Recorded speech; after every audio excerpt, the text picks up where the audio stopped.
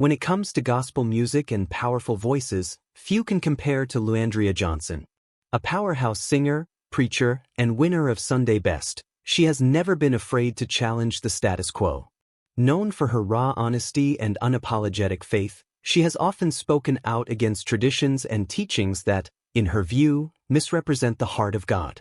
On the other hand, Kenneth Copeland is a towering figure in the prosperity gospel movement. With decades of ministry, massive influence, and global reach, Copeland has been both revered and criticized for his doctrine. His teachings on wealth, prosperity, and seed faith have attracted millions of followers, but they have also drawn strong opposition from believers who see them as misleading or even manipulative. So when news broke that Andria Johnson openly confronted Kenneth Copeland, it sent shockwaves throughout both the gospel and televangelist communities. In a bold and fiery exchange, she challenged one of the most powerful men in American Christianity with a statement that could not be ignored.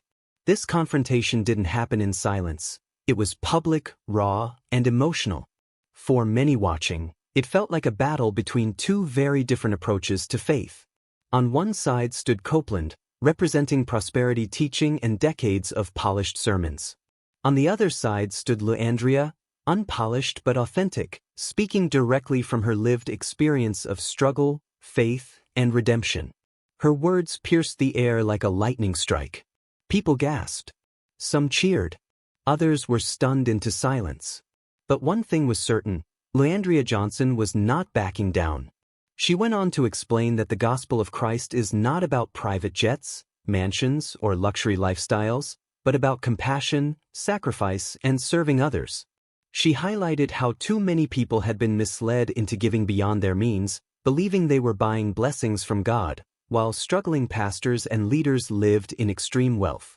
This moment became a rallying cry for many disillusioned Christians who felt they had been manipulated by prosperity preachers. Andria Johnson's words cut straight to the heart of one of the most controversial issues in modern Christianity, the prosperity gospel. She asked questions that resonated deeply with ordinary believers. Why are so many churches teaching that you must sow a seed to receive a blessing, while people are losing their homes, jobs, and families? How can a pastor fly in a private jet worth tens of millions of dollars while members of their congregation don't have enough money to buy groceries? Did Jesus ever charge for miracles? Did he ever demand wealth in exchange for healing? Her challenge was not just directed at Kenneth Copeland but at a system that she felt distorted the true message of the gospel. Andria reminded the audience that Jesus himself lived humbly. The Son of God could have demanded wealth, honor, and privilege, but instead, he chose a path of sacrifice. He washed his disciples' feet. He dined with sinners. He gave everything without demanding riches in return. This is where she drew her sharpest contrast. While Copeland and many prosperity preachers teach that wealth is a sign of God's favor, Andria insisted that true favor is found in obedience, humility, and love. Her passion wasn't just theological, it was personal. Andria has openly shared her own struggles with homelessness, single motherhood, and brokenness. She knows what it's like to be at the bottom, to cry out to God without having a dime to give. Her testimony became her strongest weapon against a theology that, in her eyes, preys on the vulnerable. She spoke directly to the people who had emptied their bank accounts, maxed out their credit cards, and given their last dime in hopes of receiving a miracle. Those words hit like thunder. For many, it was the voice they had been waiting to hear, a voice that told them their worth was not tied to how much they could give to a preacher, but to the unconditional love of Christ. Copeland, known for his calm but firm defense of his teachings, tried to respond. He emphasized the biblical principles of sowing and reaping, citing scriptures that prosperity preachers often use. But Andria interrupted with a fiery rebuttal, reminding him and everyone listening that scripture must always be understood in context. Her boldness shocked even those who didn't agree with her. Here was a young woman, not intimidated by Copeland's decades of influence or wealth, standing firm in her conviction that too many were being led astray. The confrontation between Andria Johnson and Kenneth Copeland didn't just stay within church walls. It spread like wildfire online.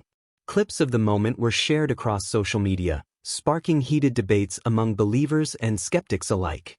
Some praised Andria for her courage, calling her a modern-day prophetess who dared to speak truth to power. They saw her as a voice crying out for the voiceless, representing everyday Christians who feel exploited by prosperity teachings. Others, however, defended Kenneth Copeland. They argued that his decades of ministry, charity work, and global outreach have impacted millions. They accused Andria of being disrespectful, unwise, and divisive.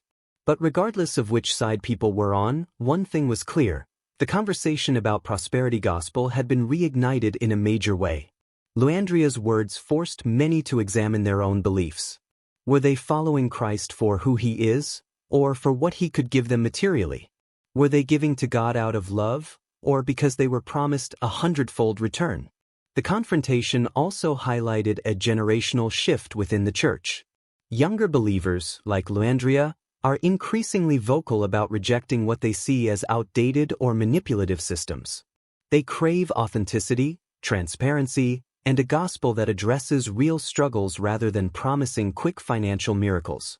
For Andria, this was not just about winning an argument, it was about calling the church back to its roots.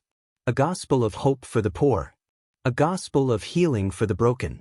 A gospel of love that doesn't come with a price tag. In one of her closing remarks, she declared, that line echoed across the crowd, leaving many in tears. It was more than a critique, it was a plea. As the dust settles, the impact of this confrontation continues to ripple. Churches are re-examining their teachings. Believers are questioning what they've